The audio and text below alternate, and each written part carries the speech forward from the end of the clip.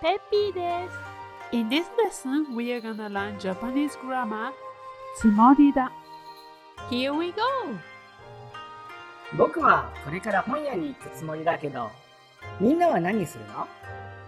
僕はたい焼き屋さんに行くつもり。たい焼きだ。犬さんは？僕は牛丼を食べるつもりだよ。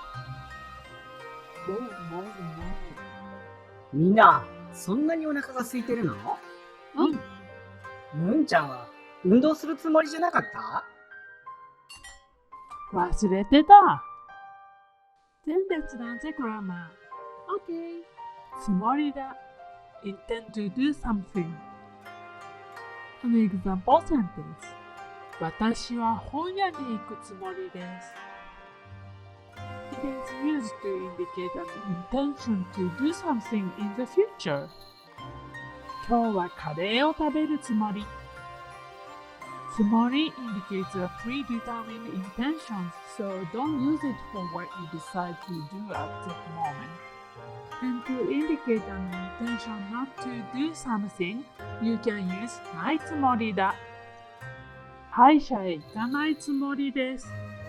Also, you can use つもり to ask a listener's intention. But depending on context, つもりですか may sound too critical or frank, so you shouldn't use it with someone you want to show respect to. Sentence construction.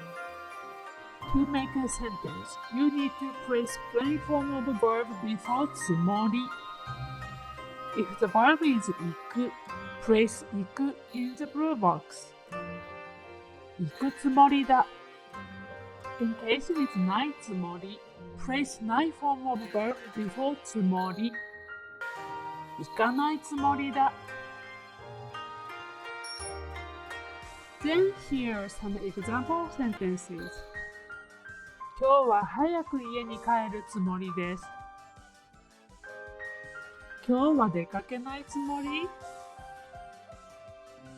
今日は宿題をするつもりだったんだけどな。新しい言葉、わかるかな？これは何ですか？そんなに。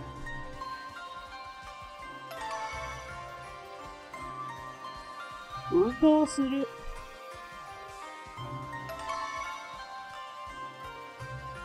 忘れてた。